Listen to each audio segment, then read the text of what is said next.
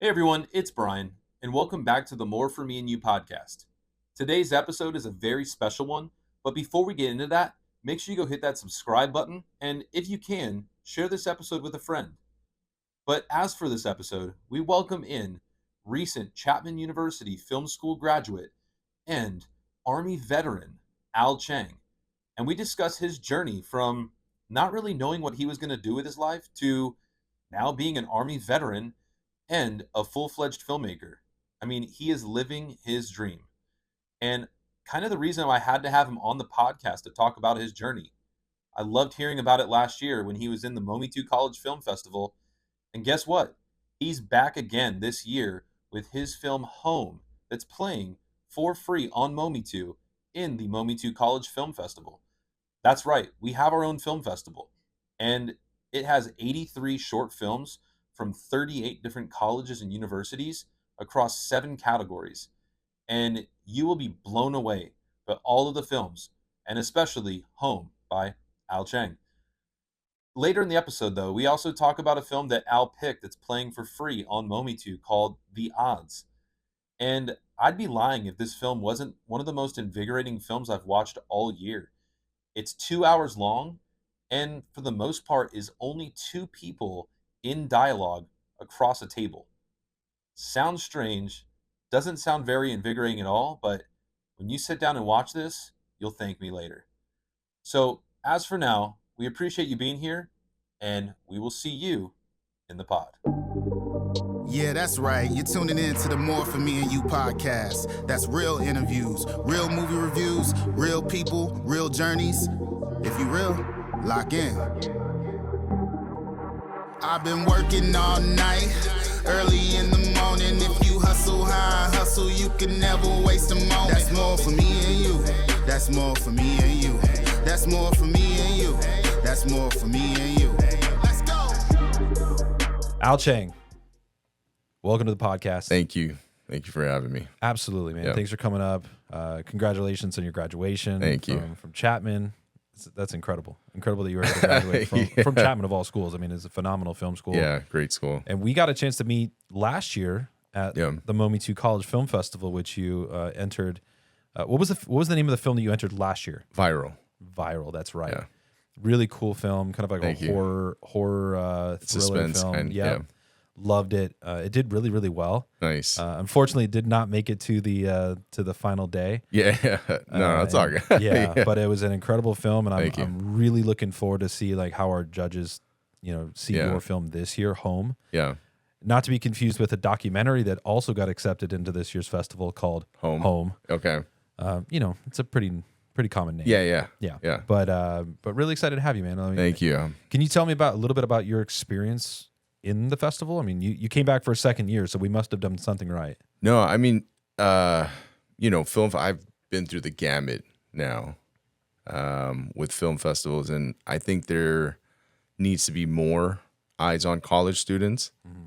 And going through Chapman, my biggest thing there was like so many people are making films, and for whatever reason, people don't submit their work. Like at Chapman, we do 3 films while we're there. So we have like a cycle 1, cycle 2, and a thesis. Yeah. They're all kind of designed to kind of get you going, right? Like the first one, people are there, the experience level is kind of different. So the first one, they're, some are hit or miss, but you're rolling into your second one, the second one gets better, and then so on and so forth. But Yeah, as it should be.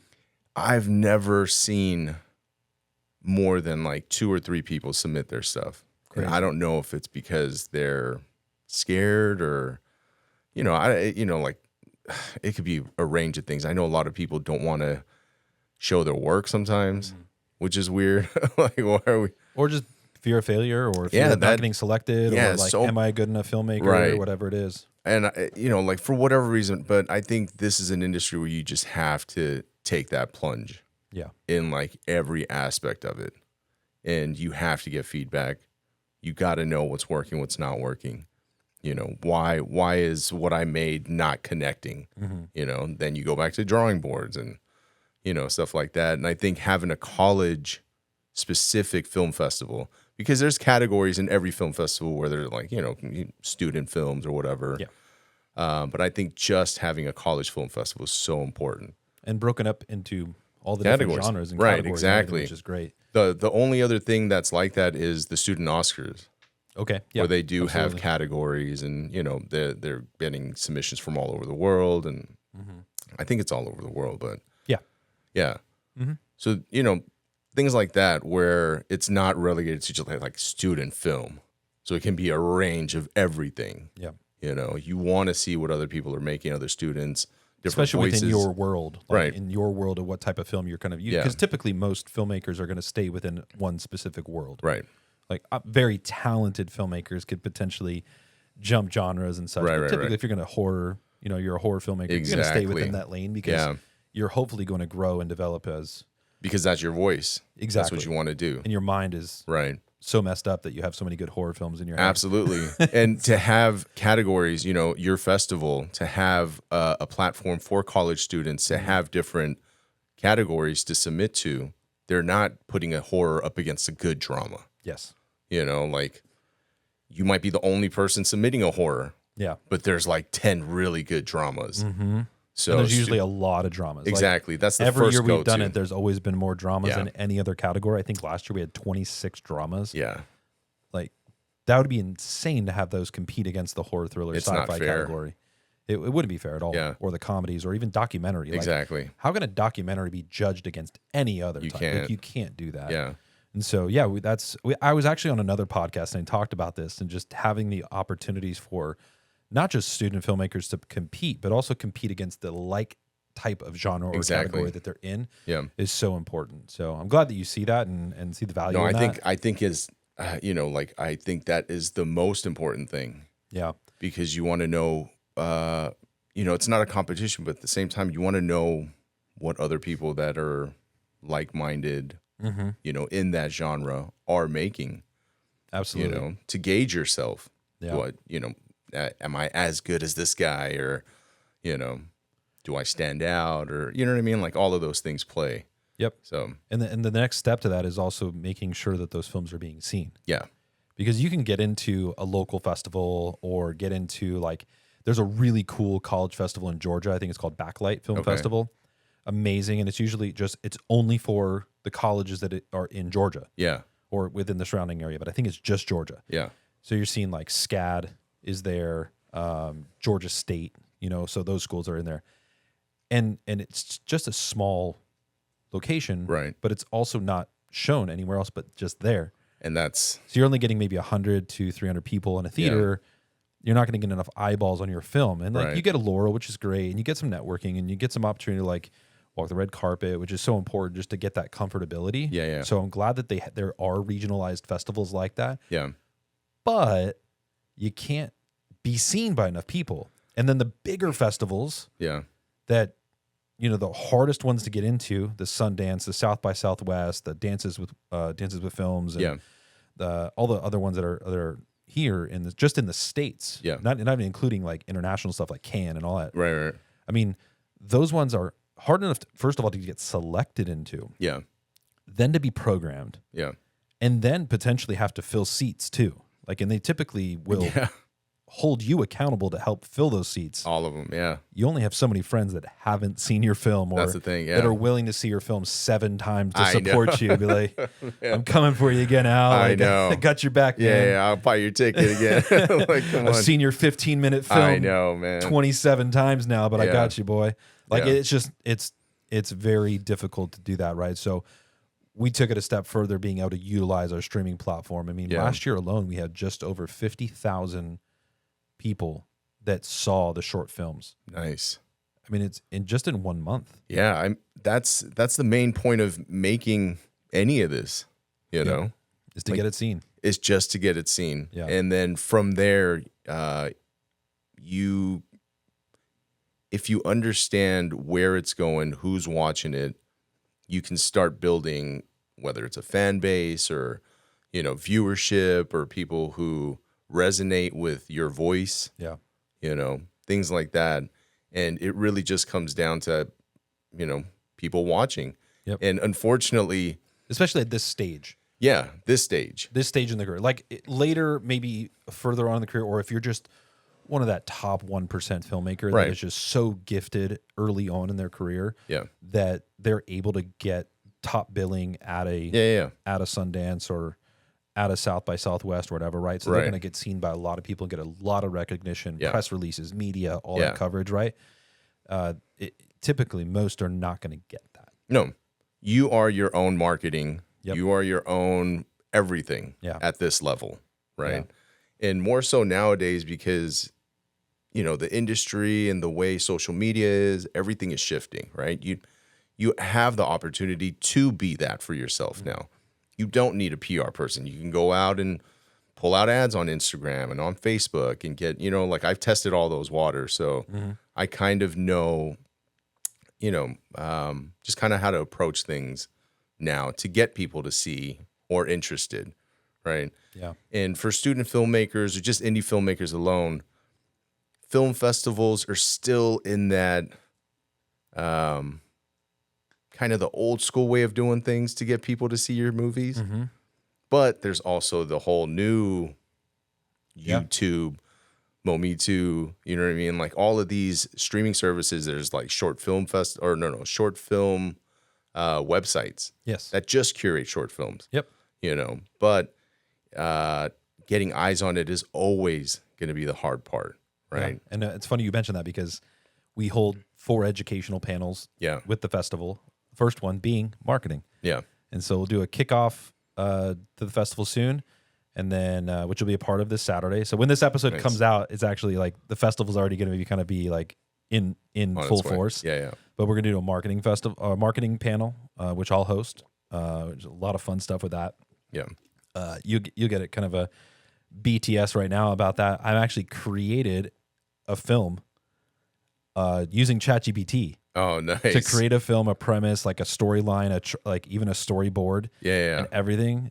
It's called Don't Feed the Ducks. Okay. And it's literally about this like duck or this pond that says don't feed the ducks, but whoever feeds the ducks in this like small town, the ducks come at nighttime and come and find those people and kill them because they didn't read the sign. Dude. And it's so stupid, but it's just like No, I just made it Yeah. because I wanted to have something where we could talk about marketing and talk Right, about right. the different things that especially young filmmakers or independent filmmakers are not doing. Yeah. And they're just relying on distributors or platforms to promote their content. Yeah, They're not that's- going to do that. So, and you don't have a budget. So No. like literally everything that's involved with that is just about doing it all with no budget. Yeah. And then we get into a panel on filmmaking with actually a professor from Chapman, Dan Mervish. I don't who- think I've met him. He only teaches one class a week there Okay. on Mondays, but then he also was one of the co-founders of Slam Dance, and he's made independent films, and so he's going Nice. to come on and talk about independent filmmaking. Nice. We have another a distributor that's going to come on and talk about distribution and the pitfalls and things to avoid, so Yeah. that filmmakers are not, a lot of these student filmmakers are going to come out, they're going to eventually make their first feature or Yeah. short, and they're gonna run into something. They're gonna sign away their IP. They're gonna I do something know. dumb that's gonna just totally ruin their opportunity. Yeah. And they're gonna be like, man, I just raised X number of dollars to make my first film, and Yeah. then this happened. And now it's right, gone. and now Yeah. you don't have any money. Your project's gone. You don't own your IP, Yeah. and it just is what it is. So we're gonna try to avoid those things. Nice. And lastly, we have someone that's gonna talk about film festival strategies, Yeah. and that's John Super Fitzgerald, important. who is the co-founder of Hike, which is now going to be a competitor of Film Freeway. Okay. Really cool platform that they have. So we're one of the founding festivals. So we'll be on both platforms, but Yeah. really cool to see his experience. And he's also a co-founder of Slam Dance too. Nice. So him and Dan are they don't work together anymore, but Yeah. like it's cool that we're going to bring those two together and really bring a lot of value to these student filmmakers. So Yeah. and then that's going to come full circle to our live event. So I hope you can make the live event. I'm really. I hope your film wins its category so you can Oh, make it man. to the day. That'd It'd be a be great really cool, experience, too. but you're more than welcome to come. No, regardless. absolutely. I'm going to try my best to get there. Yeah. Yeah. But, like you said, like Hike, when I saw that Oh, thing, yeah. film festival strategy is so important because I've been there, like, just starting out, I was just shooting it out to wherever, spending money, the amount of money I spent on, not getting selected Yeah. and hearing no, it's like I'm paying to not get in. Yep. right? Yep. You're And- supporting their endeavors. Yeah. And we're kind of stuck in the middle because that's our only platforms Yep. to really get out there and to get some kind of notoriety. And hopefully, you never know who you're going to meet at these festivals. Sometimes they don't go anywhere. You just play and that's it. Sometimes you meet someone just by chance, a producer, whoever it is that's interested in your project. But those things are so few and far between, right? And so Yeah. you're just kind of rolling the dice. And that's actually something that Hike is doing, is not only they're limiting the number of festivals that they work with, because they do kind of kick out all the quote unquote scam festivals. Yeah. But then they also help the filmmaker say, okay, what's your budget for film festivals? Where are you located? Yeah. And how far are you willing to travel? Like you can Yeah. set your parameters, like driving or flying or whatever you're going to do. Countries, right? Yeah. And then what type of film is it that are submitting? A short, or is it a feature? Yeah. What genre? All this stuff, like every little bit of detail. And then they're going to help those filmmakers enter into the right festivals. Yeah. Yeah. And actually build a strategy that makes sense for them so that they can A, get into as many festivals as possible. Right. B, make it make sense to their festivals you can attend, because you want to make sure that you go to a festival, not Yeah. just hope you get a laurel, because you actually want to get there so you can network and get that experience, Right. and walk the red carpet and do all those things that you've worked so hard for The your promo film, stuff. Yeah. and even get pictures, because that's stuff that you can throw back on social media Absolutely. and help with your promotion of your film. And Yep. so even to get those pictures and send them to potential distributors or sales agents that can Yeah. help get your film out there. Yeah. A lot of different things. So I'm glad you bring that up, because that's Yeah. And like all of those things play, Yep. And oh man, I've been in film school for like 6 years, and I have experience just kind of in the entertainment stuff for a long time. Yeah. But definitely the film festival stuff, just like you said, like getting the laurels, getting the recognitions, at the end of the day, do they mean something? Maybe, maybe not. They but can. yeah, they can. Exactly. That's, and that's my point. Like, but you're dealing with a lot of people who are introverts Mm-hmm. and artists who don't feel comfortable that way, or they feel like, I don't know, for whatever reason, they think it's some form of like selling out to do those things. Yeah. And that could be why, another reason why maybe you mentioned at the beginning, Chapman students that make films and don't even submit them to Yeah, I festivals. think just that could be in part general. of it too. So No, who knows? absolutely. I think all of that plays. Yeah. But to understand that this is ultimately a business, Mm-hmm. and you have to sell yourself 100%. as cheap as it may feel or sound, but in that sense of selling yourself, you can do it now where you're not losing yourself too much. Hopefully, you're not playing into it. You're helping it play into you. You find a way for the game to work for you. Absolutely. And, all of those things take time. Like you have to go through, you got to get dragged through the mud. Like the amount of film festivals I've submitted to with all of my projects, it's like, just doors close left and right. Like some I don't even get close sometimes, but that's not you don't even get a rejection email. no, seriously. But for me, like, I don't know if it's because I'm older or, I've just gone through a lot of things. No does not mean anything to me. Right. No means work harder. It just means I just got to do a little more. Yeah. Yeah. Yep. No is a learning moment. And, Yeah. And you need those no's to get the yeses. You have So, to. I'm glad you brought that up, and thanks for taking a moment just to talk about the festival. No, absolutely. That's not why we're here. No.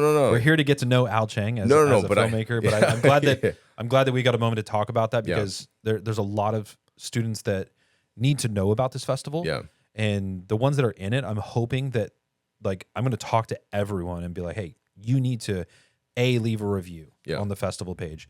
Make sure you talk about it on your social media. Like, get it out to your go back to your school. Like, if you graduated, go back to your school and talk to the next seniors, like, and say, hey, this is a festival worth getting into for whatever, for the reasons that's important to each person, right?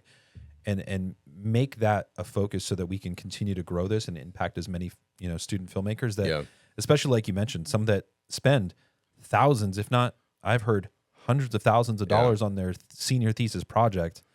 One that I heard about that spent about 120 grand on a short film at Chapman and never entered a single festival because she didn't want to be a filmmaker anymore. It's a common thing. Crazy. I mean, there's a lot of money that floats through like some private institutions like that. Oh man! But it's wild that they don't even give it a chance because it could have been the next big thing. Even just to sell the IP, just be like, hey, here's this, Dude. Copyright the IP, get a lawyer, all that stuff, right? Get all the ducks in a line. Yeah. Throw it out to a couple festivals and just see if you can sell it. Honestly, I think that's the most gut-wrenching thing, man, to make something and just let it die in a fucking hard drive somewhere. Like, that's not why I'm doing this. You know what I mean? Like, you have so many people investing their time and effort. Yeah. If you're a director or writer and you're trying to make something, they're supporting you. It's your responsibility to try and make something and finish it at least, right? Finish it and get it out there. Get a screening. Get some eyes on it. Let them watch the credits. Let them see who worked on it. Tag them on every post. Like all of those things matter. And what's crazy is like having gone through film festivals, I get emails from them sometimes where it's like, tell your actors that you got in, and it's like, who's not telling their actors that they're screening their film? Like it's happens not more than you think. And it's I honestly don't understand that. It's not a one-man show. It's never going to be that way. Yeah. John Fitzgerald actually talked about that on a panel that he actually moderated when I was on and talked about, hey, you have a person that's got, let's just say there's 20 to 30 people that helped you make your film. Yeah. Each person has a network of like 500 to however many people, and then they can share it, and then that can move on and become even bigger. Right. And then you just need one of those people to have a connection with one person that's an influencer, or one person that could just make it go viral. Yeah. And all of a sudden you're the next, filmmaker in line. So 100%. People need to get that. I'm going to talk a lot about that on our meeting this Saturday. So glad you kind of get a little sneak peek about what we're going to talk about. And then obviously we're going to talk about in the marketing panel. Yep. And maybe if you're on the marketing panel, I'll have you speak up as far as your experience. I think that'd be great to have people hear that. Yeah. Because that's also part of it. We build a Discord channel for people to just kind of build a community together and help each other, because it really does take a village, especially as early on in your careers and everything. So looking forward to that. But today, again, we're here to talk about you. I can already tell you hate talking about yourself. So I'm going to pull it out of you. Very humble dude. And I think that's why I've really resonated with you the time that we've gotten a chance to get together. So with you, though, let's go back to your early days. I want to know about Al Chang early days. Where are you from? Who are you? Like, what kind of person you are? And just tell a little bit about your story. I grew up here. Koreatown, LA. Let's go. Yeah. Born and raised. This is all of this area. I know, like the back of we ran around here. Yeah. When I sent you the pin, you're like, oh yeah, I've been there. Man, I know exactly where I'm going. I know that I've eaten at the burger joint down the street right there on Beverly. This is my stomping grounds. I'm the oldest of three. Okay. Two of my younger brothers. And my middle brother works in the industry. He's been in there for over a decade. Yeah. And he started from the bottom, and now he's what does he do? Right now he's assistant prop master. Cool. He works on movies and TVs and things like that. Yeah. My youngest brother is a big tattoo artist. So if you guys ever need some ink, Gunner Ink right here on Western. Yeah. He has probably the biggest tattoo shop in LA right now. Yeah, I actually just had a comedian on a previous episode. Or no, we just recorded. I think the episode's coming up soon. I think it's getting released either next week or the week after. And he actually also is a tattoo artist. I had no idea. Actually, we played a fun little game, which we're not going to play today. But does ChatGPT know you? I thought it was just kind of fun being with a comedian, and we just having some fun with that episode. And he actually is a tattoo artist on the side. Nice. He just learned during COVID and just started drawing and all that stuff, and got certified to be a tattoo artist. That's dope. Yeah. Now, actually, can I mention it or no? Just making sure. No, yeah. But he actually has a show that he actually brings a guest on. They sign a waiver and he does. He interviews them as he's tattooing. That's dope. Yeah. So really cool. So what were you kind of into? Like, and how did that kind of transpire into you having this kind of inkling to get into the film industry? I always wanted to act. Yeah. when I was younger. I don't know what it is, you know, like they say some kids growing up, they know what they want to do immediately. Some kids have no idea. Adults don't even know what they want to do, you know. I knew at an early age, I didn't know how I was going to do it. I don't know how to go about it, you know. And coming from an Asian family, like my mom and dad, they don't know that world, you know. Yeah. So I would ask them, like, hey, I want to be an actor, and I heard you need an agent, right? And they're like, oh, you know, you're not going to do that. Like, You're already Asian. What are you talking about? You no, don't even I know. So, like, you know, like I was bugging them about it, and it was just kind of like, okay, yeah, he's just young and stupid, and he's just asking for, you know, he wants to play kind of thing, right? I think I remember when I was in junior high, I used to go to John Burroughs here. Okay. They asked for extras, and I was like, dude, I want to do it. I don't know what the hell an extra is. You just want to be on set. Yeah, they were like, we'll give you free clothes. Yep. So it was we were extras as like it was like a PE kind of thing. So I showed up, they gave us free clothes and all this stuff, and then I got a stomach ache. And I had to leave because I was going to shit myself. Oh, no. I was there waiting, you know, like I didn't know how any of that burgers stuff. on Beverly. No, like I was just eating, you know, they had Crafty out, just a bunch of kids. So I was just like, oh my God, this shit is dope. Dude, like you get free food. I don't know what happened. I got a stomach ache and I couldn't shoot because we were sitting waiting, right? But I got to watch the actors. I saw them doing takes and I was like, this is movie making.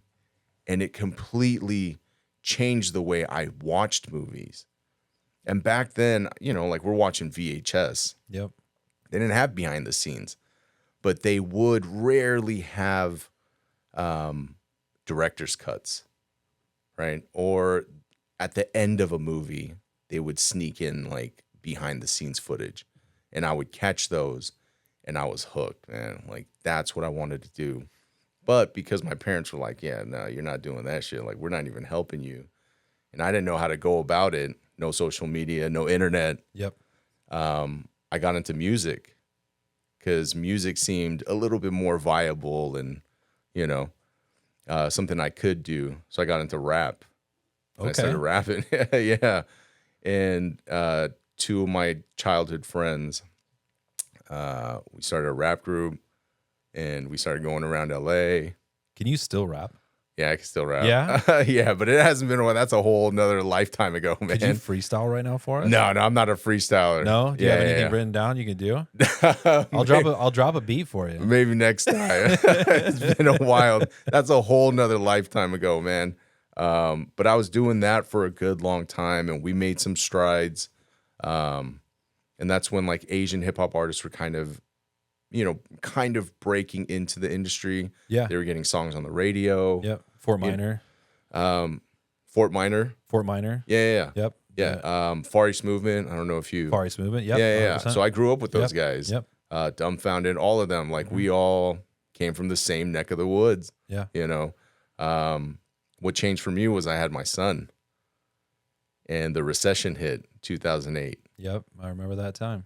And I was done. Like I got laid off, nothing. Nobody was hiring. Yeah. By the way, when people are listening in and not watching on YouTube, you should be watching on YouTube because it's a way better experience. But if you're listening on Spotify or Apple or wherever, Al Chang is not a typical college graduate. He is not of the normal age that most, you know, on the average college graduate student, is usually around, especially grad school is like 25, 26. Right, mid-20s. So yeah, he's up in my world. But yeah, so how you had a kid in 2008. Yeah, recession 2008. hits. Yeah, I was actually working as a paralegal for an entertainment law firm. I was there for a few years. Recession hit, everybody got laid off, lawyers, all the way down the chain. Yep. And overnight, it was just all done. You know, nobody was hiring. Luckily, my friend was a recruiter at an army right here on Hollywood. Okay. I hit him up. I always wanted to join the military in some fashion, right? I always wanted to make movies, and I always wanted to join the military. No, it's just, just little things that I was interested, Yeah, no, that's such a different end of the spectrum, though. No, yeah. Yeah. So I hit him up, and I was like, hey, man, you think I can join?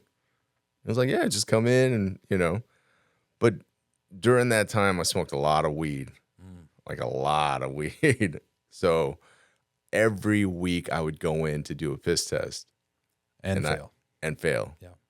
And I didn't know that all of that stuff got stuck in your fat.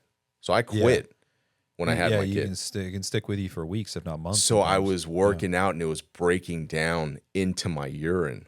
So every couple weeks I would go in, do the piss test. And you're like, I have not smoked or nothing. Yeah, and he was like, dude, you can't keep doing this. I was like, I'm not smoking anymore, man. This shit's coming out of my fat, dude. Yeah. Finally, I worked my ass off. I got in, and the whole point of joining the military was for the benefits.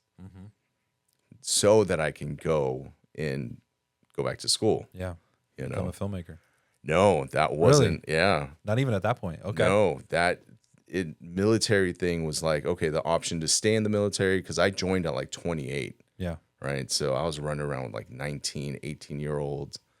My body, I was like super fat. I was hurting.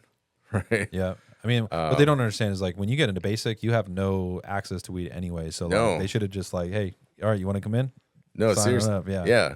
So I went in with the hopes of just like, using my military benefits to ultimately make my parents happy.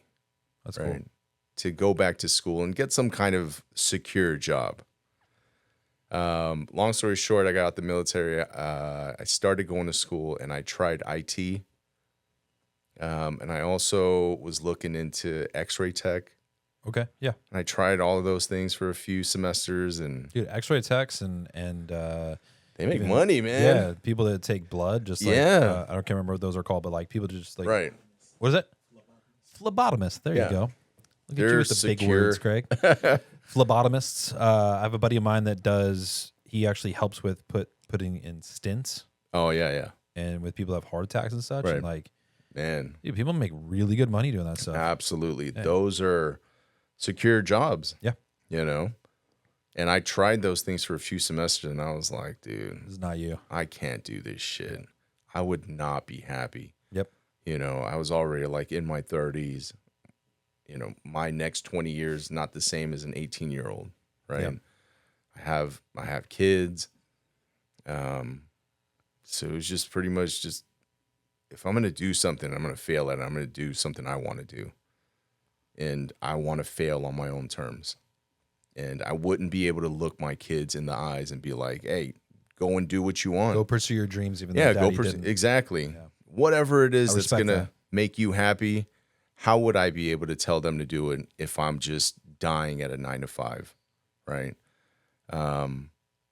So that was my biggest thing. Like, dude, if I'm gonna lose at this game of life, it has to be on my own terms. I have to be able to make those calls and just do it, And I had the opportunity to do it because of my time in the military and the benefits. Without that, I wouldn't be able to do any of this at all. There's no like 50-50. Yeah. And with the support of my wife, because she knows this shit is 1% chance that you might be good at it. You know what I mean? Like, or even make anything. Right? It's difficult. It's very difficult. Filmmaking. A lot of different pieces than just being a good filmmaker. Oh, man. Understanding the business side, understanding how to work with people. Because you need people in order to get things done. How to network, because you need to find good producers and financiers, and there's a lot of moving pieces. And then once you make something, how do you get it out? And distribution and absolutely and all those games, and like festival strategies if you're going that route before you even get out. And there's so much to this industry, and they don't teach it in film school. They don't teach it outside of film school. No, it's even harder to learn. Yeah, people in film school are still trying to figure it out. Yep. Because there's people that have figured it out and are successful with it. Yeah, they don't want to share those nuggets because then you're going to be competing against them. So people are starting to share stuff now that, like, I mentioned Dan Mervish earlier. And even John Fitzgerald, they're all about sharing the nuggets that they've learned over the last 20 to 30 years, because it's their time to teach and educate and all that stuff. And that's why we're trying to do that with the festival, is to really give information back out to people like yourself and other filmmakers that are just coming out of college that weren't taught that even in a grad program. Yeah. Like they just don't touch on it. They don't. They're teaching you how to work equipment. They're teaching you how to, Yeah. make sure the lighting is proper and make sure, Right. the sound How is to get a good permit. how to get a permit and how to get creative in using different sets or Yeah. how to make sure you can afford, like, I don't know if they talk about financing, but like how to afford and do line budgets and all that stuff. I mean, that's probably what they're teaching at certain points. Yeah, they do. They teach that, but it's all for the respective, like for the producers who are only learning that. Yeah, Like the editors will never take those classes. true. So if I want to be a filmmaker, I got to figure that stuff out on my own. Yep. I can go sit in on those classes, but they coincide with the classes I got to take. Yep. So It is nice that you have a little bit of a background in business, though, Yeah. in finance and everything, because that does help. I'm sure that Yeah. translates a little bit just to understand that, because there's a lot of filmmakers that do not understand that. Working at the entertainment law firm Really helped. opened my eyes Yeah. to how this business works. Very cool. And it is shady. It can And be. it can be very shady. But I figured out how to go about it without losing myself. Yeah. You know? That's good. I'm glad you got that opportunity. Yeah. It was huge. So what originally inspired you to, like, outside of just being an extra, like just seeing it, like, but what originally inspired you to be a filmmaker, and like what were those influences, like certain filmmakers or certain films that, like, specific films you remember, like, that's why I want to do it. Back to the Future. Let's go. Yeah. The trilogy Back to the Future growing up as a kid, like that was a huge influence to me because I'll speak on that first. It showed me what movies can do for you. Like it can create a world for you to believe in, Yeah. It can make you, because Back to the Future is a sci-fi, but it's also a drama. Yep. It's a comedy. So a lot of It's different aspects in everything. there, yeah. And then it turns into a Western. Yep. And then it turns into a timepiece. Like it really showed me what you can do in movies as a kid, not knowing what a movie was. You know, and that always stuck with me, that feeling of like watching it for the first time or the 10th time, and why do I still feel the same after the 20th time? And Do you know the 88 mile per hour podcast? no, You follow that account? no, Got to check out that account. I We will. shouted him out on episode 3 with Lilia because she was on their podcast, nice, and I'm actually hopefully going to be on their podcast soon. nice, They're the guys that actually I found out he had posted a recent thing, and it showed that him and his friends were the Mexican Star Wars meme that was out like 6-7 years ago, Yeah. where they went to Comic-Con and they dressed it like Artudito was Arturito, like, and so they did this whole thing, but it was like a big meme that went off Yeah. viral, but they've been doing this podcast, him and his wife, for like 15 years now. I don't know Nice. exactly how many, but it's called the 88 mile per hour podcast, and they talk about the movies and shows that we grew up on. Is what they call it. So really cool, and they have a ton of memes all day long. Nice. Hilarious stuff. But so sorry, you said Back to the Future, and it made me think of them because their logo is literally the 88 mile per hours that you need for the whatever number of gigawatts that you need to travel at time. So and then Back to the Future. I don't know if you remember Universal Studios tour 4. It was a lot different back in the day, where they took you to the sound stages off of the the trams. yeah, So there was a Back to the Future behind the scenes stuff very cool. I didn't get to go to that. that cemented me wanting to be a filmmaker. Like you got to see the backlot of Universal. So you got to see the clock tower. Yep, I've been Where there. they shot. I've been there. They're yeah. still there. They actually just did a what is it? How many years has it been? 40th year anniversary, I believe now. Yeah.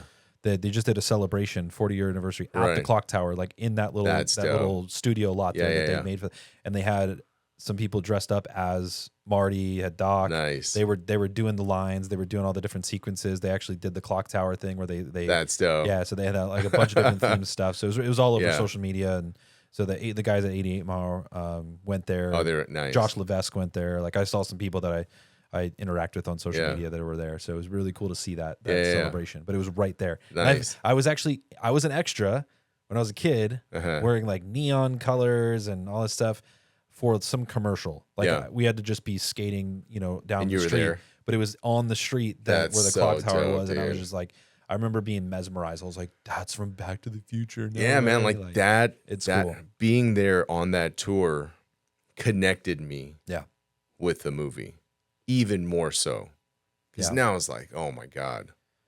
it's a Yeah. cool feeling when you actually get like when you see stuff. You see a documentary about how the film Yeah. was made or whatever. It's cool when you're actually there and There. you see something. Yeah, It's like going changes. to the Grand Canyon for the first time, right? When Absolutely. you actually see the Grand Canyon for the first time, you're like, whoa, Yeah. this is big, Right. right? And so it's just that awe moment. Yeah. That's cool. I could definitely see that. And Back to the Future was the one Yeah. where they first showed What a behind the film scenes. to be, impacted by. Yeah.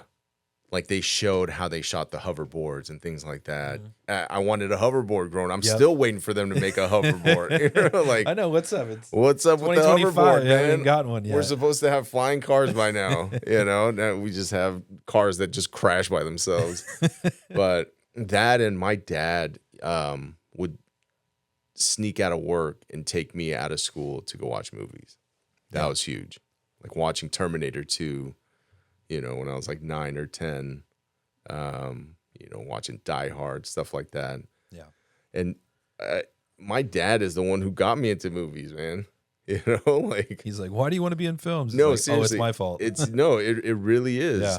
Yeah. Like for some kids grow up reading books. I grew up wanting to go to video stores and just rent whatever. Yeah.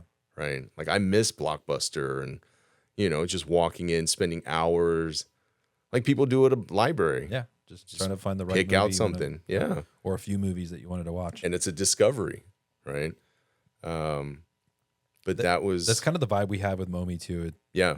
We've talked about on absolutely. other episodes. It's just kind of being like staying off the wall and Yeah. going into the middle aisles and getting the deep cuts and the stuff that you've never heard of. It's never been televised or never been like promoted. Yeah. And this is stuff that we just want people to get into that's totally different and unique. Yeah.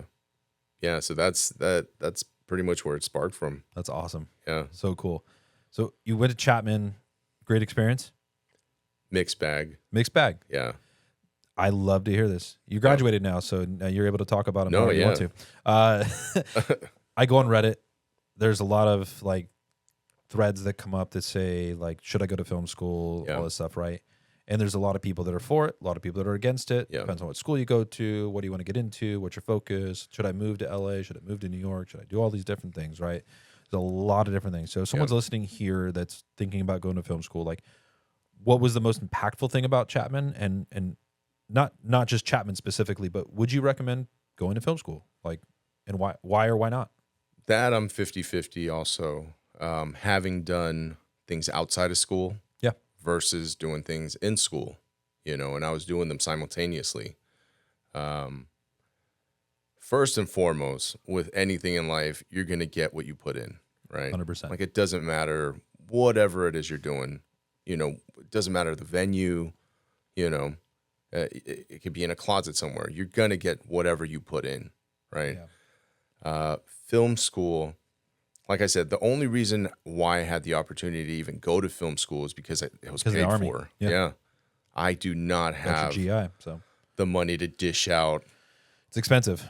for film school. Yeah, and there's other film schools. Like there's more affordable film schools. Yeah, there's like, trade schools. Yeah, I mean, but there's even, not just trade schools. Like there's public schools like Cal State yeah. Long Beach. Yeah.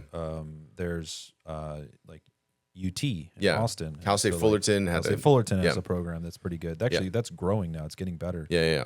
So there's a ton of public schools across the country. Right. But having gone through that too, that's a mixed bag, right? They're not focused, or you don't have enough attention, mentorship, to really kind of get you through everything. Is you have to kind of learn it on your own. Yeah.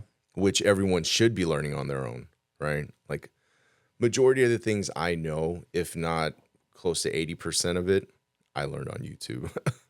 Honestly. YouTube No, YouTube University. it's there. Yeah, it's 100% there. But again, mixed bag with that too. Yeah. Because you have to know what to look for. You have to know Exactly. who to trust. You have Right. to know to research, and you have to be able to implement it. Yeah. And that's not everyone's going to be able to do that the same, right? It's the same as within sports. Yeah. You have very gifted athletes who are going to get up at 5 a.m. They're going to train. They're going to do 2-a-days. They're going to do all this stuff because they're self-motivated. They don't need someone to kick them in the rear to get going. Absolutely. However, you're also going to go to high school with kids that have to go to physical education classes because they don't know, and they run like a giraffe, and they just like it just is what it is, right? So like some people need some more direction than others, and not necessarily saying that you can or cannot be a filmmaker because you're not a go-getter or you're not like a self-motivated person. That's not the case. Sometimes film school is what helps people find that.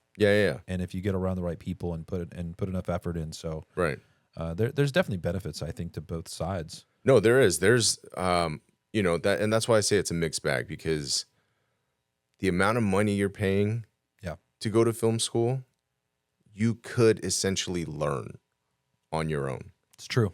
But you're going to film school because you have somebody who is experienced that you can lean on. Yep.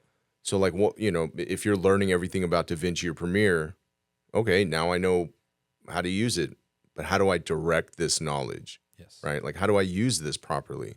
What else do I need to know?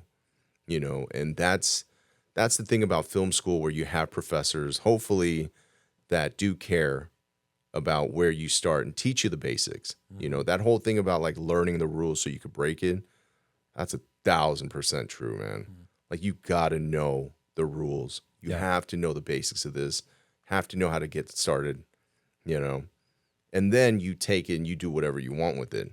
But especially filmmaking, man, because filmmaking is it is not the same as any other profession in this world. Yeah. Right? Because you literally have everything mixed into this one thing. Well, it's you're also trying to accomplish. You could learn every aspect about filmmaking, but you need to remind yourself, once you're on set, you're not doing everything. No. So you need to know how to do something, which is super helpful to make sure someone else is doing it right. Yeah.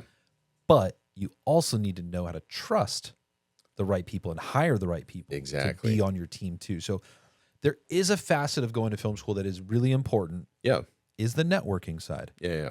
And there's people that just, if you go to YouTube University or go to a trade school, you may not meet those people. And then you're going up on forums and trying to say, hey, I'm looking for blah, blah, blah. Do you know someone? You don't know what you get until they get there. And then you're 3 days into a shoot and be like, oh, this guy lied. Or this guy's not showing up on time or whatever, right? And so he's slow or whatever it is. And you didn't get what you paid for, kind of thing, or what you thought you were going to get, right? Yeah. They put the wrong profile in their Tinder bio, and fake it till you make it. They're 10 years older than they actually are in their picture, right? So it is what it is, right? So there are some things that are very important. So if you don't go to film school, you need to be willing to go out to festivals. You have to go out and network and meet these people, because if not, you're not going to find them in your bedroom. You're not. You have to. And I know it's hard for artists, a lot of introverts. It's hard to get out there and to talk and put yourself out there, because other people are looking at you like, why should I work with you? Mm-hmm. Have you proven yourself? Have you done anything? And if you haven't, it's hard to go out there and be like, hey, you want to do something? Yeah. Why would I want to invest my time with you? Even if you are the most talented person that hasn't been discovered, why do I want to come out on a weekend for no money? Yeah. For free. For and we're going to do some shit that may not work out, My biggest thing going into film school was building a team. Yeah. Because I understand that whole aspect. Like, you can do everything by yourself, but you can't. You can't hold the camera. You can't hold the boom. And you can't, you know what I mean? Like, you're going to end up looking like those dudes at the beach with, like, clapping the you know what I mean? Like his own orchestra. You know what I mean? Like playing the piano and the guitar and you just can't do it. Right? Oh, the buskers. The buskers is that that do what then when you busk, you do it. There's what's his name? Button the Busker. I think he's like a TikTok guy that took off during COVID. Oh, did he? He's awesome. He plays the guitar. Yeah. And, he has a kind of that whiny, like, I miss you. Like he does that kind of that voice, and does that, but he does the guitar. He has like a drum that's like that's built into like a suitcase thing. Yeah. And he's got like a tambourine. Yeah, and he plays the harmonica. One-man show. And like, but he's incredible. But that's what that is. Filmmaking is not that, right? and you have to have a team. Yeah, You need 100%. to have people that you can trust and trust you. Yeah, or it's going to be really long days. It's going to be almost impossible. Like Yeah. you're already, the chips are stacked against you from the moment you're like, hey, I think we should make a movie. Like already the world is against you. Yes. Right. There's nothing, you have to expect everything to fall Well, apart. think about trying to do directing, like trying to be a director, lighting, set deck, like Everything. thinking of you're also going to edit, like Yeah. all these different hats that you're going to wear. Yeah. You can't do all that. You can't. And then You to just try can't. and do it well. Like you need a solid AD. Yeah. You need a solid person that's doing lighting. You Yeah. need a solid person you can trust with your sound, because I'll tell you right now, there's some films we have in Mometu. Yeah. If they had really good sound, they would have been 10 times better. Bro, I'm telling you, It's man, crazy. people skimp out on sound. If anything, like people who know me know that I'm all about sound. Yeah. I don't care if the picture, gets soft. That's forgivable. Yep. Sound is something that You can't fix in it's post. not a physical sense, right? You can't really fix in post No, all the and time. you can't fix it No. in post. And ADR is not going to fix that No. shit either. Yeah. And I've seen it time and time again Mm-hmm. where they're just like, yeah, we'll do it. We'll fix it in ADR. You know what I mean? Like, no, take 5 minutes. Yeah. Wait for the plane to fucking pass over. Wait for just give it a minute and then go. Yeah. Just try and get as clean a sound as you can. Don't let that crate, jiggle while you're trying to do this emotional scene, because you're not going to be able to go back to it, And sound is so important. People think, like you hear it all the time, like, yeah, I want my thing to be cinematic, or, and they're in their minds, I think early on, actually not even early, like I know some people who are like seasoned veterans in this stuff who are still like, when they say cinematic, they're talking about picture. Yep. Sound is cinema. It is so important. I would say sound is more important than lighting, It is. because you can fix color. Yeah. You can kind of stuff, but like it's some people flip that around, Yeah. and you cannot fix sound. You cannot No. fix, like sometimes we had an episode here that we had a buzzing Yeah. going on, is because some wires were overlaid on top of each Yeah. other. Some XLR cables, just like, where is that coming from? It was what it was, Yeah. right? Like people walking down the hallway, like you can't fix that stuff. Right. It's there. And at an indie level, you're only going to get that reading once. That Yeah. one take is the only one time that they're going to say Correct. it that That's way. another aspect, because you only got like 5 or 6 days to shoot, because That's your it. budget's small. So I got one take. Can we fit a second take? Yeah. Maybe. Like, it's Right. You may get it, you may not, and it's tough. And and that's another thing, like, on the bigger level with more money, yeah, you got different coverage where you can kind of, finesse it a little bit. Yeah. You can play this reading over this Mm-hmm. this shot or whatever it is, you know what I mean? But like, if you only have time for two overs and one wide, I mean, what are you going to do if your sound is shit? Yep. It is what it is. So- That scene's gone, or Oh you're my cutting the God, scene, and man. that could be a pivotal scene. So Sound is to everything. go back to just you in school, Yeah. because I want to make sure I end this on a positive note about Yeah, film yeah. school. What was the most impactful thing that you learned Yeah, in so your time at that's- Chapman? Yeah, so I was gonna definitely get to that. My time at Chapman, I went in thinking I didn't really know too much about film school, especially grad school. Yeah. Right. And I didn't know Chapman. I knew Chapman was a good school Mm-hmm. for film, but I only applied because it was like 15 minutes from my house. I got four. Yep. I got 4 kids. I got to be close by. My wife was in school full time. Wow. Going for nursing. So it was the closest school. Luckily, I got in. And I thought I was going into grad school with seasoned veterans. But what I came to realize was the experience level was all over the place. Mm-hmm. There were people who had never even been on set before, Yeah. right?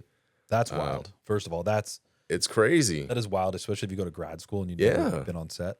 I thought I was going in for people who were just trying to continue their education or get their degree for whatever reason, right? But there's some people that were like you, like there's just film, Yeah, just doing film stuff. fanatics. They Yeah, were yeah, yeah. They have a finance degree from wherever, from Cal State Fullerton, and they're like, no, I want to get into I want to take a filmmaking. shot. Yeah. I think the number one takeaway is, I went in through as an editor, editing emphasis. My professor, Paul Sador, he's been in the industry for a long time. He's done movies that I saw growing up, right? Yeah. Like Tin Cup, White Man cool. Can't Jump. One of my favorites. Yeah, so like he's done so many things that I've watched, right? And then to be there with the guy who edited this stuff, and I'm trying to be an editor, that meant the world to me, because I think editing is the most important thing about making movies. Dude, because of that movie, White Man Can't Jump, I know like 7 foods with the letter Q. It's great. That's so funny, dude. What was her name? Oh, man. Gloria, Yeah. Like, Gloria, like, come back to me, Gloria. Like, he's singing Woody's singing the guitar. Oh, it's so good. But my biggest thing in Chapman going through, because he's our number one mentor as editors. Yeah. Like, we're with him the longest. Yeah. We didn't edit anything in his class. Crazy. Maybe like one little thing in the beginning, the first semester. After that, we didn't touch an app. Not one editing app. Crazy. What he taught me, and hopefully everybody else that went through it, was how to make a movie. Yeah. How to look at a movie. How to dissect it. Yeah. What makes a movie work. You know what I mean? Like, those things really made my time there worth it. Because it really changed the way I look at how to approach a movie. Because movies are so different than books and any other kind of art form, right? It's a puzzle, and it is a discovery. And to think that you got it down locked in the writing stages, in the shooting stages, in the post, like if you think you have it figured out, your movie's gonna die. Yeah. It's like a living, breathing organism, and it's constantly changing, and it may change day to day, hour to hour by how you feel, right? Like you may have a bad day, you come in, watch your cut, and it's like, this shit sucks, but you loved it the next day, right?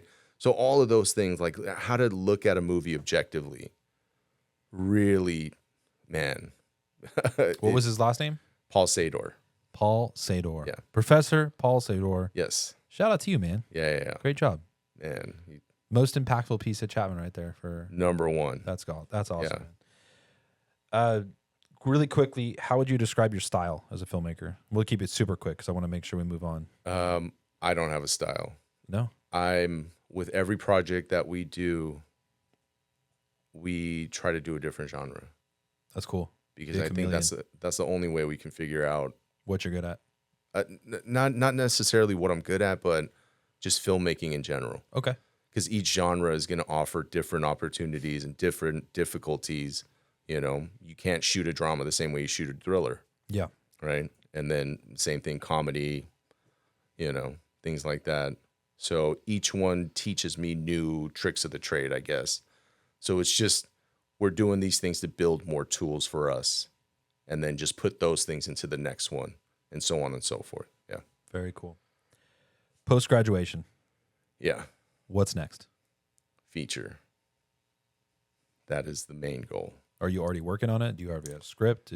Where are you at with that? I have a few outlines. I know if I ever get the opportunity to make a feature, it would be about Koreatown back in the late 90s, early 2000s. Very cool. Because it was a very crazy time. Yeah. Yeah. So it would be based on like true events, but through, mine and people I grew up with, our perspective of what Koreatown was like. It is not the same as what it is now. And it was such a short, it was like a blink of an eye and it was all gone, So I would love to tell that story. Very cool. I love that. For those that are looking for Al Chang, if you want to look into that camera, where can they find you and how can they hear about your stuff? So I am on Instagram for LC Films. There's links in there to my Vimeo, and you can also check out other links for short films that I'm on curating sites. Very cool. Yeah. And during the month of June, you can check out his film Home on Mometu. Yes. During the Mometu College Film Festival, and hopefully July 26th, if our judges think so as well. Because I'm not judging this year, so it's I'm actually taking that off my plate.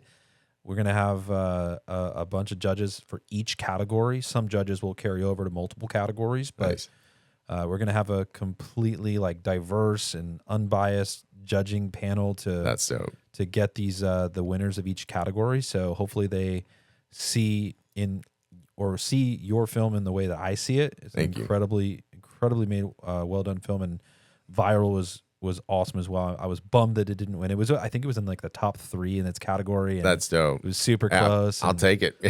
There's so much on the horizon for you. You're a very talented filmmaker, and I'm looking forward to just the festival, and I'm looking forward to just seeing what's next for you. So, we'll be right back. Being a small business is difficult, and that's why each episode we've decided to shout out a different small business that we enjoy. And this week, when I was scrolling TikTok, this girl Mel popped up on my FYP, and she's a sound person. Like, she does sound for movies, TV shows, commercials, whatever she can get her hands on. She literally wants to be the best sound person in LA, and I don't blame her. Shoot for the stars. But she was talking about how the clothing she wears to work, she wants it to be comfortable because of long days on the set, but she also wants it to look good. So she did what any normal person would do. She started her own apparel company, and it literally is audio-inspired art that is on the clothing. It looks really nice, and I'll be honest, I can't wait to get my hands on it. So if you're interested in this, or if you're a sound person yourself, or to be honest, if you just want to support her in her journey, go check out her clothing at sounddesignsstudio.com. That's sound designs with an S, studio, not with an S, .com. And you can check this out and make some purchases. Go support this independent creator. And as always, let's get back to the episode. Al Chang, Yes. would you like to play a little game called This or That? Let's go. Awesome. Look at this. Your name's on a card. All right. We ask this question to every single one of our guests first, and then after that, just a hodgepodge of questions. Okay. 20 questions in total. Tacos or pizza? Tacos. Tacos. Let's go. What's your favorite kind of taco? Carne asada. I respect that. Staying up late or waking up early? Staying up late. Yeah, I'm a Yes. night owl as well. I do not like waking up early. Man. Having a kid just really ruins you in the Oh my morning. God. Success or happiness? Happiness. Oh, man. Read minds or freeze time? Freeze time. Freeze time. Yeah. Why would you want to do that? Kids. Enjoy the moments. Yeah. I get that. Ice cream. You going a cup or a cone? Cup. Cup guy. You get more. Okay. All right. Okay. I respect that. I don't need the cone. I've never thought of it in that I need way. more ice cream. That's I'm an ice cream guy. So That's some good insight right there. Look into your future or change your past. look into the future. Speaking of Back to the Future, look at Yeah. that. Life without your phone or without your computer. Without my phone. Yeah. I'm with that as well. And you got to be able to edit on your computer. Yeah, I need that. Maybe. Yeah. Would you rather dream big or stay realistic? Dream big. I already knew the answer to that when I asked it. Watch the same movie forever or a new bad movie every time you watch one? Same movie Same movie? forever. What would it be? Probably Back to the Back to the Future. Yeah. 1, 2, or 3? 2. I respect that. Every answer coming out of your mouth. It's like, did we just become best friends? Yeah, man. Live in a rom-com or live in a mystery thriller? Mystery thriller. Yeah? Yeah. Sorry, wifey. Yeah. Or she's your She could be in it, yeah. She's your ride or die. Yeah, She's your yeah. she's do your it together. Bonnie and Clyde, right? Yeah. There you go. Forgive instantly or never forget. Oh, man. Yeah. Forgive instantly. Yeah. Life's too short. Yeah. Don't hold on. Yeah. Gotta forgive. This is a long one. Wow. Get famous for something you didn't mean to do or stay unknown but impactful. Unknown. I like that. Yeah. No one needs to know who you are. Yeah. As long as they're impactful. Just want to work. My man. Yeah. Friends you've known forever or new friends who get you. New friends who get me. Yeah. That's such a tough one. Yeah. I have friends like from my past that are just like, those are my guys. You I grew up grow. with them, but like you evolve and you change, and if no one else is on the same page, it's tough. Yeah, new friends will get you. That's a tough one. Always overdressed or always underdressed? Underdressed. It's being comfortable. I'd rather be comfortable. Yeah. Give me stretchy pants, man. I'll give them sweatpants. No, for real. Yeah, I got so comfortable working from I'm home dressed now. up right now. Yeah, right. I came dressed up for you. Oh, you're lucky I got pants on. No, yeah, seriously. Live in a musical or live in a cartoon? Live in a cartoon. What kind of cartoon would you want to be in? Like what kind of style? Looney Tunes. Okay. Yeah. Like you gonna go Who Framed Roger Rabbit type world, or you want to go like Like Bugs Bunny, Yeah. Daffy Duck world, So you can Acme. so you can get hit? Yeah, Just like, blow up. Yeah. That's awesome. Fame in your lifetime or legacy after death? Legacy. Like that. Yep. What kind of legacy do you want to live or leave? Don't be afraid. Take big swings. Yeah. Yeah. Just don't be afraid. Write the script yourself or direct off of someone else's vision? Write the script myself. You like a writing? Yes. Yeah. That's very cool. It's very tough to do all the things. Yes. But like if you can really wrap your mind, like especially if you can write, direct, and edit all yourself, Yes. that is a very big piece of being an independent filmmaker Yes. and being successful. Yes. When you take all the different it's really tough to put all three of those together as one person. But if you can do it right, very impactful. Yeah. And cost efficient. Absolutely. Theatrical premiere or streaming platform premiere? Theatrical. You dick. No.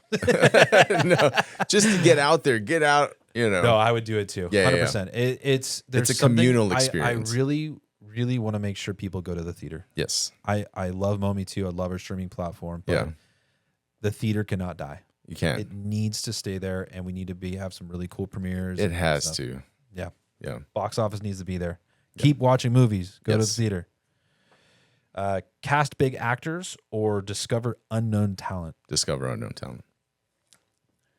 And last but not least, stay in a signature style or reinvent with each film? Reinvent. Yeah. Yes. Just straight to the point. I love it. Yeah. Well, this part of the episode has been brought to you by our friends at Coastline Travel. And if you're looking to go anywhere in the world, go to coastlinetravel.com to book your next flight, hotel, or excursion anywhere around the world. And with that, we will be right back. Promoting your podcast is hard, and that's why each episode we've decided to promote a different podcast that either we enjoy or our guest enjoys. And being that this episode is about our college film festival and someone in it, I wanted to bring to light a podcast that is about pitching your project. It's literally called Pitch My Project Podcast. And these are short episodes that help directors and producers elevate their projects. It goes over pitch decks, script writing, budgeting, getting ready for pre-production, post-production, and really at the end of the day, making sure that you're ready to pitch to investors to get your project made. So if this interests you and you're an indie filmmaker, go check out Pitch My Project Podcast. And with that, let's get back into the episode. We're back, and Al, I gave you a single task. Go on to Mometu and find a movie that you and I can both watch ahead of time, and then we'll do a quick little movie review on the end of this episode. Yep. And you picked The Odds. The Odds. Yeah. Yeah, from 2018. Yeah. And this film was like crazy. It was good. And it was a very, very, very small production. Oh, man. And I'm really looking forward to talking about this. But for those that have not seen The Odds, or some of you are listening, you're going to hear the trailer, but here's the trailer for you.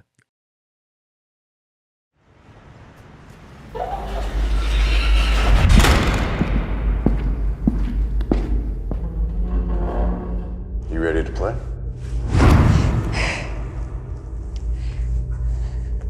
Was that absolutely necessary? The game. There are 19 other players in 19 other locations, just like this. There are 5 preliminary rounds, followed by a finalist round. If you leave at any point during the preliminary rounds, you will leave with 0 prize money. I won't quit. I thought there was going to be a gun. Not yet. Last chance before the pain starts. The pain started a long time ago.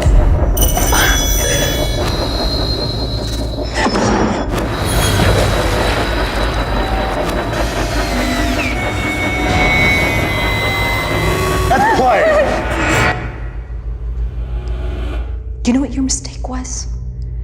You forgot that there are two animals in this cage.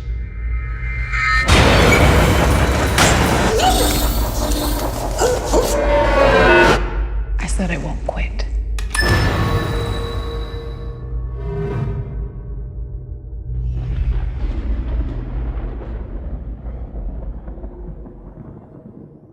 Wow. All right.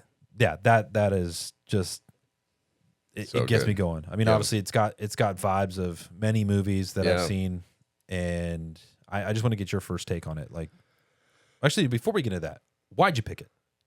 I actually researched some of the movies first Okay. to see, because I wanted to be relevant to where I'm at as an indie filmmaker. Okay. And I'm always looking, especially feature wise, Yeah. what can be done with less. Mm-hmm. That's my biggest goal, right? Like if I can, I'll shoot a feature with no money, right? Watching the odds showed me that you can do more. You just have to put in the work in the writing. 100%.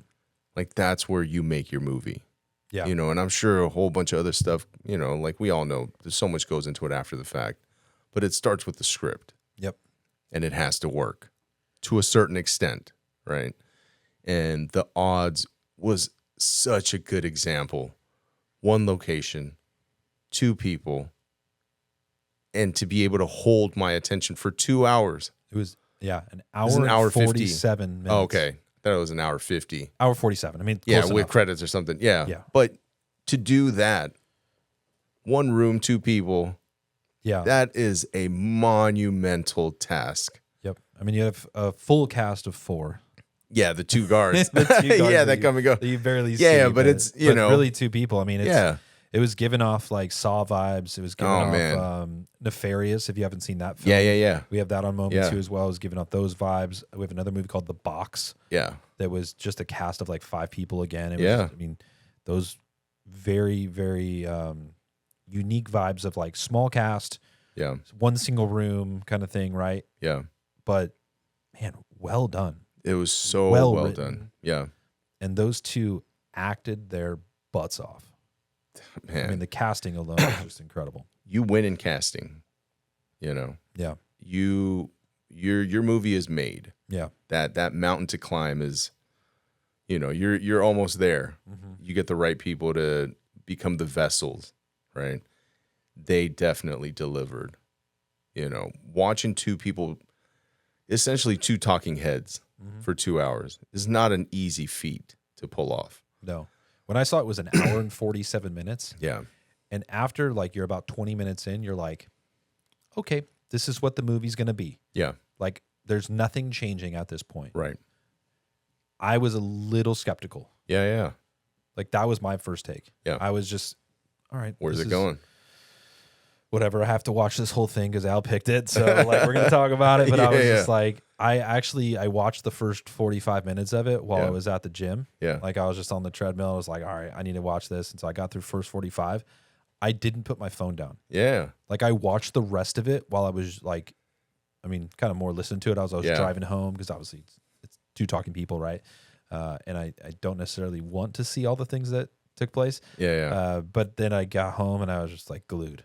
Yeah. I could not stop watching this film. And that's the trick they pulled off. Yeah. You know what I mean? Like that is the absolute hardest thing to pull off, to just have somebody not walk away. What about the story like hooked you? The story, I like that there was reminiscent. It was reminiscent of a lot of other genres, a lot of other movies. Like that whole the part when she's in the lake, Yes. that reminded me of Shutter Island. Okay. You know, Yeah, that yeah. scene with DiCaprio in the end. Yep. Where his kids, like, Yeah. that reminded me of that. Like I saw influences of little things. Yeah. It kind of reminded me of that moment with Minority Report Yeah. with the with the cogs. Yeah, right? in the end. Yeah.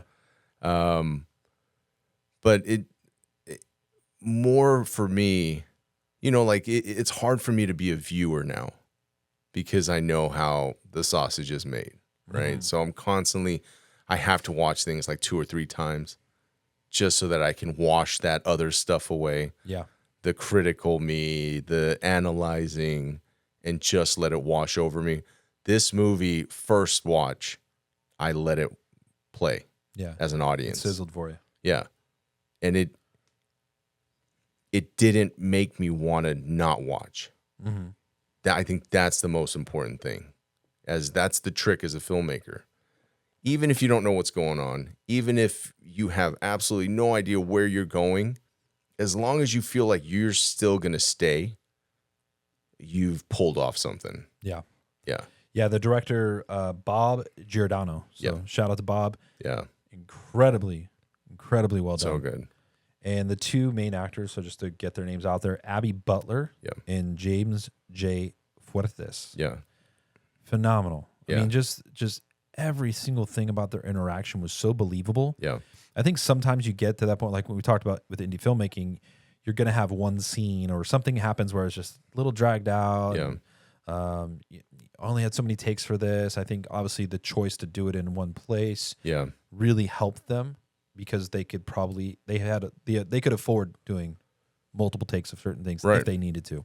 No, but the way they used their single space was Yes. really good. It wasn't just relegated to the table. Yeah, and it was dark too. Yeah. I mean, it gave like Staples Center vibes or Crypto.com Yeah, vibes watching yeah. a Laker game. Like everything around Right. the outside is dark. Yeah. Yeah. And there were some other things you obviously did later in the movie that there are some other spaces in the room, but Yeah. it was dark the whole time. It was literally just 2 people, spotlight, and go. Yeah. Yeah. I mean, reminiscent of like literally would be a perfect like short film concept. It would be. That's what I was thinking. Like, this definitely stemmed from Yeah. a short idea. Mm-hmm. Some type of proof of concept Yeah. or that could be done in like 10 minutes and be like, Yeah. can we make a feature out of this? Because that's where I always start. Mhm. You know, for me, like, I never start writing until I know where I can shoot. So then I can write that location into my story Yeah. versus writing a thing in and then like, where am I going to find a mansion or where am I going to get it? You know what I mean? Like, it's harder to do that than to find the place. And yeah, man, you have family members, you can use houses, you could use better. Like, you just need to, the story needs to offer itself, right, to those things. And you can make it work. Yeah. You know, for any indie filmmaker, don't think like you need thousands of dollars. You don't. You know, start small. Make that small thing work first. You know? That's very smart. Yeah. I mean, if you can stretch a budget, it's definitely Yeah. going to make it help you out, especially on the back end when you're trying to be profitable No, yeah. and make your investors money back. Right. So, as far as the story, I mean, that you're a writer, do you feel like anything was deeper than the surface level? Like, what was the storyline? Was there something deeper that was going on? I definitely have to rewatch it to catch some of the nuances of those things. You know, if the director or the writer snuck those things in there, because surface level, just off the bat, it's anything with struggling. Like it had a lot to do with gambling, right? The things that the chances you take for the loved ones that you have, and you know, things like that. Like, that's the surface level, but anything deeper, I'll definitely have to rewatch it to get. Yeah. Yeah. I don't want to necessarily give away the ending, obviously, because this is a Yeah, yeah. spoiler-free review. But I wish the ending happened slightly different, Me too. almost to give the Inception vibe, right, with the top spinning. Right. I kind of wanted to be left on a cliffhanger, and maybe even so that it left it to be maybe for a sequel, because I think Yeah. to make a sequel out of this would have been Yeah. very smart. Yeah. I think they end capped it. No, they definitely, that's one thing that I really liked about it, that you know, just off of the microphone, Yeah. the earpiece, Yeah. that there was this whole world of games that was going on, right? Mm-hmm. And I think that's a really cool trick that they pulled off too, to make it feel like there's this bigger universe Yeah. by just saying it, not showing it, not doing all these other Make things. you believe it. just you know what's going on here. You can easily buy into that it's going on somewhere else. Yeah. Even how like each of them, or the girl thought she knew the guy. Yeah. And then they kind of bring it like it was more of an assumption. Yeah. Like, oh, I know who you are. Right. You know, but like they actually like, oh, Yeah, maybe. like Maybe. yeah, she was just recalling other people that. Yeah. So that was interesting. Interesting choice story wise. But again, looking back, it's such a cool concept. Yeah. I think kind of tying it into the little things that I don't like about myself when I watch movies is I'm very critical of like the tiniest little detail. Yeah. Same. Even like how like a cereal box is turned the wrong way, like or something like that. You just know like this was filmed on 2 separate days or something like that, right? You just see those little details and you're like, set deck person messed up, whatever. Right. The little detail they did in editing that and I will point this out just because it's not a spoiler. Yeah. But whenever he touched his ear to talk, it would always go. It would beep. There was one scene where he touched his because if he ever listened, if he just did this to listen, he would listen. But he actually did one time where he touched it and then he talked, like was responding, like okay, like or was responding back to that person. They didn't put the beep. Yeah. And those little moments and bug me so much. Like I was thinking about that for the rest of the film. That's so funny. I was waiting to see like, did it happen again? Did it happen again? No, but you know what though? Continuity. That's why continuity is so important. My professor would say that all the time. Like, not about continuity, but if the viewer's mind is not on the film, or if their mind is on anything else, it's not on the film.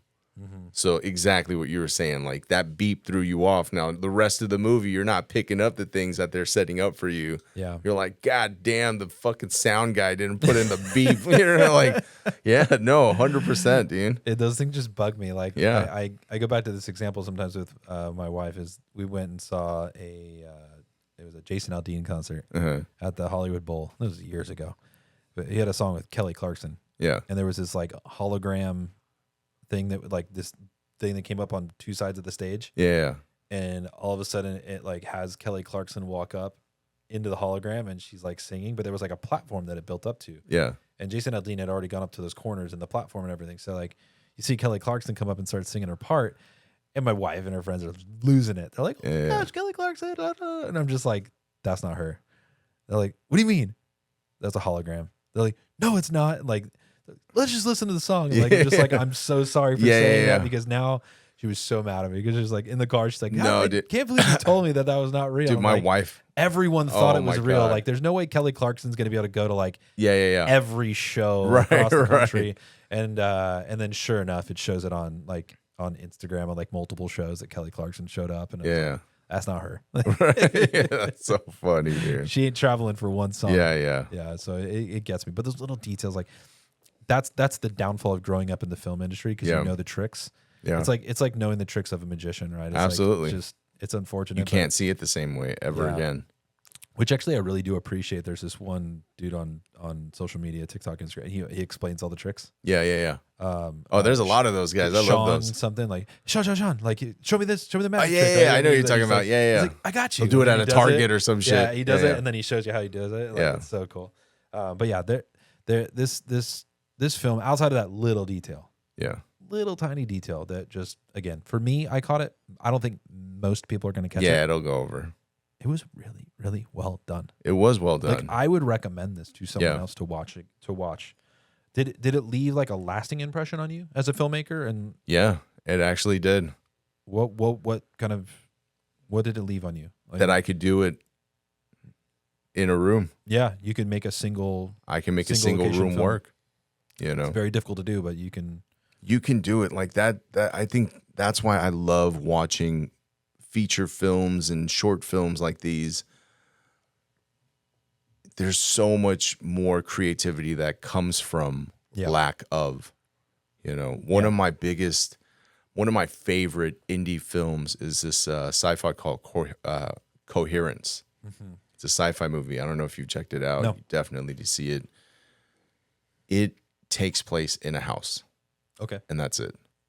And so much shit goes on because it's just good writing. And that's it. That's all you need. That's the name of the game right there. Good storytelling. You don't need all the whistles and bells and this and that and the spectacles. You just Like need, they don't hurt, right? Like No, obviously absolutely. seeing Sinners and having one person play the two, Yeah. two the brothers, right? It's like that's cool, Yeah, right? But That's dope. you don't need it if you can't afford it. that's a whole different Yeah. aspect of filmmaking. Yeah, we talked about this on Nicolo's episode of making a film within your budget and doing that, but then saving your passion project of something like that to the spectacle, the thing that you really, really, really want to make. Right. Save it for when you can make it. Yeah, Build up to that point. yeah, And you need to do a film like this. Yeah. And I don't know what Bob's done since. I didn't look up his IMDb page just Yeah. to see. I just didn't get a chance to, but I usually do kind of like, okay, what has he done now? Like, Yeah. whatever. If he hasn't done anything since, I'm very surprised. right, Or just this film just wasn't marketed enough to make an impact. But right. I'll definitely be making sure that people see it. Oh, on yeah. Mometu. For sure. Who do you feel is going to love this film, or who would you recommend it to? Like, what type of movie goer would you recommend this film to? Suspense thrillers. Okay. 100%. Yeah. The pacing and the buildup Yeah. was very well done. I've seen I love suspense thrillers, and a lot of times they drag, Yeah. but I think they handled scene to scene, game to game really well. Yeah. They didn't, some of the games that you thought might be shown more was not, which was good because that leaves it up to your imagination on how that game turned out. Like the whole the hand finger thing. I don't want to give it No, away. that's why I don't want to talk about it, but yes. Yeah. Things like that. Yep. Like from game to game, it was done very respectfully Yeah. for the movie. And the very smart thing about it is that it didn't show the magic behind that. Yeah. If you think, like, I'm trying to say it in a way that's not going to give it away, but Yeah. like, it didn't show it. You didn't need it. You didn't need to. Yeah. You felt it Yeah. and you believed it. Yeah. That's the trick. Yep. You don't need to give away everything. You just let the viewer kind of take it in. I think it's a lot more, like horror movies for me, I think it's a lot more scarier when you let my fears Yeah. project Yep. versus And you let trying to you scare let your me. imagination Yeah. take over. Don't try to scare me. Let me scare myself. Yeah. That's when it's terrifying. Yep. Because for each person, it's going to resonate differently. But we all share the same fears, Absolutely. Yeah. Well, thank you for picking this film. No, I- I'm glad I all picked about it. Once you picked it, I even told our social team they had already had a video queued up because they saw what you saw too. Yeah. And so we've done some stuff on social media about it already. And Nice. I can't wait to go back and do some more. Yeah, I think this will be something we revisit, especially during like October. Yeah, for sure. For that type of viewer. Like not everyone's a slasher type Yeah, horror they're not. fan. Something like this would resonate with people. Yeah. And we could really recommend this to a large audience. I really feel Yeah, there's a large audience for this, especially the suspense thriller. yeah, A lot of people are into that, especially with like Yeah, the crime dramas and all the stuff that we've really been watching for the last 2 years. There's Right. been a lot of this type of stuff. So yeah. really looking forward to promoting it. And No, yeah, if that's you good. are interested in the odds, go check it out on Yeah. Mometu. You can watch it for free. Download the app for free. But with that all said, Al Chang, thank you so much for coming Thank you. on the podcast, on the More For Me and You podcast. It has been a pleasure to have you. Good luck in the festival. Thank you. When this episode drops, we're going to be like mid-festival, so Yeah. I'm hoping you're doing really well. Yeah. And look forward to seeing what the judges have to say about your film. Yeah. Again, if you're going to look for Al Chang, go check him out on Instagram. It is at 4LC Film. Film. 4LC Film. And if you need that, hit us up. We'll get it to you as well. But congratulations Thank on you. graduating Chapman. Yeah. And good luck in your future as a filmmaker. Thank you so much. And you too. All right. For you and your team. Thank you. Thanks, brother. Take care. Thanks for spending your time with us today on the More For Me and You podcast. If you've made it to the end, we appreciate you. Now, go do us a quick favor. Please like, comment, and share this episode. And before you go, don't forget to subscribe so you never miss an episode with the incredible guests we have coming up. You can also follow us at Mometu Podcast on Instagram and on TikTok. Oh, and for your next movie night, check out the Mometu app. It's free and packed with amazing movies and shows you've probably never seen. Until next time, take care, stay safe, and we'll see you in the pod.